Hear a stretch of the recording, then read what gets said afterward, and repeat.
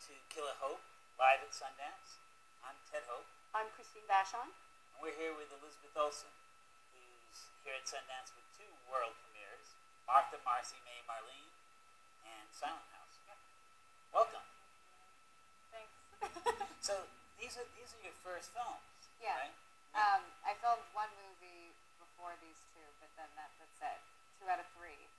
Making it at Sundance. So how does it feel? It must be a complete whirlwind to have one Silent House premiered last night and Martha, Marcy, May, Marlene just premiered. Yeah, it's what's really cool is to actually try and promote it, because I just am learning about the independent film world and how you have to fight to get distribution and all that good stuff. So I really just hope that they both get picked up while they're here. You know, one thing, when I was on the jury here a few years ago, so was Ted, and I always... What's the jury? Sorry. The jury...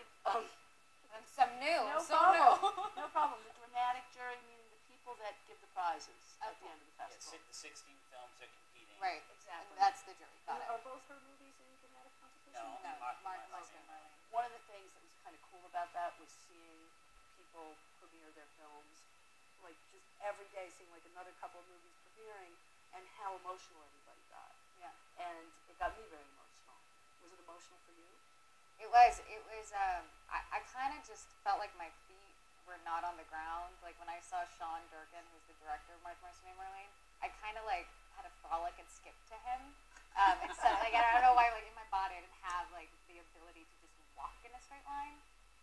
I'm just like overwhelmed of being really excited. I don't have like this like cathartic like tear moment. I just am like super stoked. Was it always the dream, the plan to be an actress? Yeah, it was.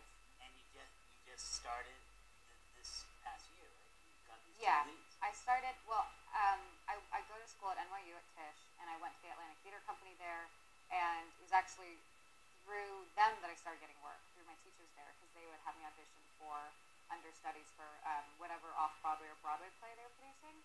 And so that's how I started working, and then that's how I met an agent, and then that's how I started auditioning. And I started auditioning a year ago in January. I can't think of anything harder than the audition process. I love it. Like, I love it. I have like so much fun. You're being judged. You go out there. I really It's like like, it. do you love me? You don't want me?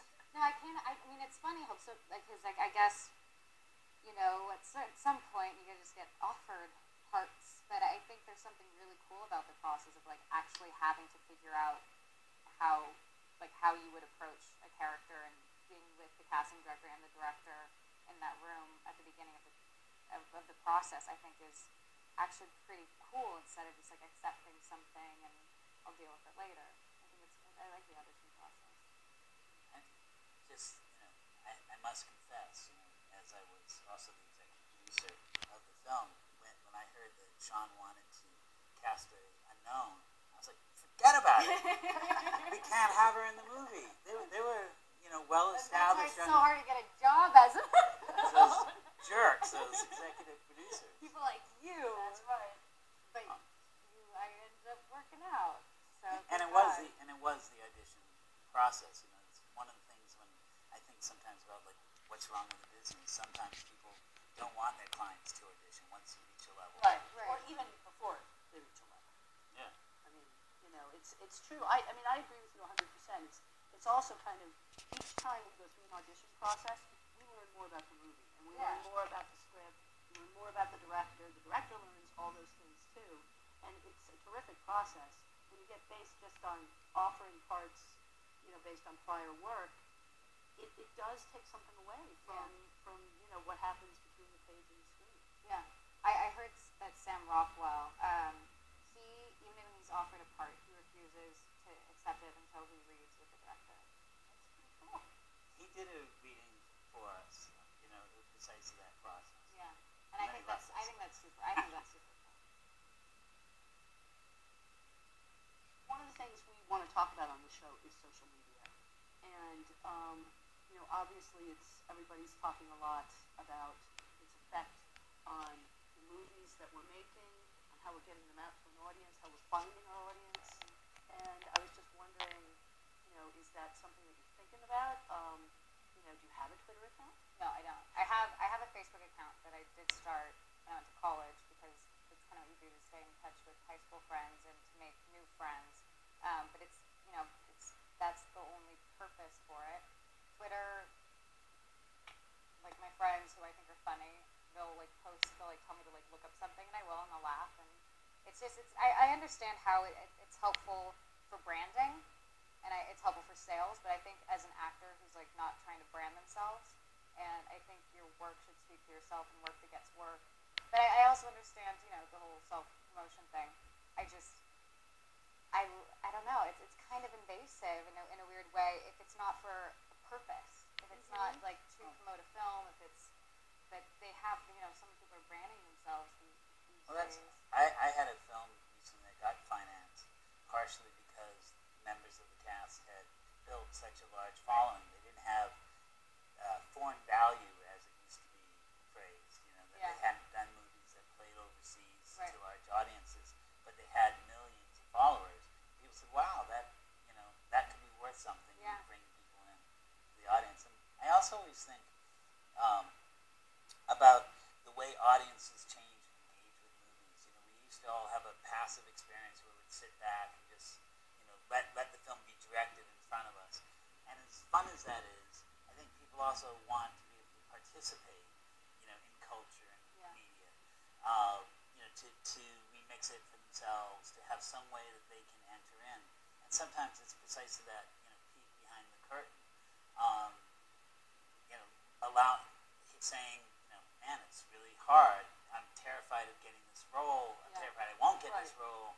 But that's not really what people tweet.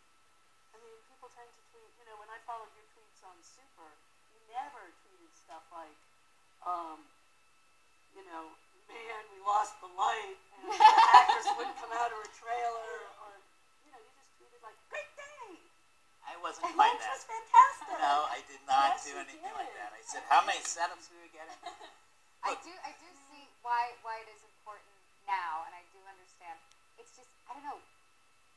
My parents just got email, and my mom doesn't know how to check her voicemail on her cell phone, and so I'm not incapable. I just kind of personally, for me, I understand how it helps and how it helps sell things, but it's like so much work. Well, your mom tweeted me a question that she wanted to ask you, and she wanted to know, are you getting a good night's sleep? Because that's still what's most important. What can I send her back? You could tell her that I It's couldn't funny. sleep because I was so excited. Elizabeth's mom, what a great handle. Yeah, no, my family, we're not really big on that. But I don't know, I think it differs from people. Like, a lot of my friends say, like, you need to kind of get with it a little bit. Because I still don't know if it's the difference between a router and a router, and that's just kind of like a stupid thing. It's just kind of like my own fault. But I don't know, technology is just so, we're worlds apart. I often hear the line come in, something to the effect of, look, I'm an artist. That's what I'm supposed to be doing. I'm not a salesperson. Those two things. Why are you telling me that I have to go out there and push your movie to an audience? Like, do you feel like you want to maintain that line of... No, I think, well, because that sounds like someone's, rejecting, like, any type of publicity. And I think, like, I'm so excited for tomorrow and Sunday to be all about press because I want people to know about the movie. Right. And I want people to see the movies and be interested in them. I think that's completely helpful. But when it becomes, like, my own personal time, a private life, Right. to You have that? I have so much of that. It's great. Your enthusiasm up on stage today at the premiere was infectious. It was so much fun to kind of see that whole crowd of actors up there, happy to be there. Yeah, that was really cool. That was just cool. It was also kind of awkward. You kind of had to embrace it because you didn't know where to move. Right. But You it was danced a lot of across fun. the stage. I danced across the stage because I didn't know. I was like, oh, we're in a theater. I can just project my answers. You're like, want to use the mic? And I was like, okay, good idea. Excellent. Yeah. Well, look, good luck. Good luck with both movies, and thank you so much for joining us. Cool. Thank you.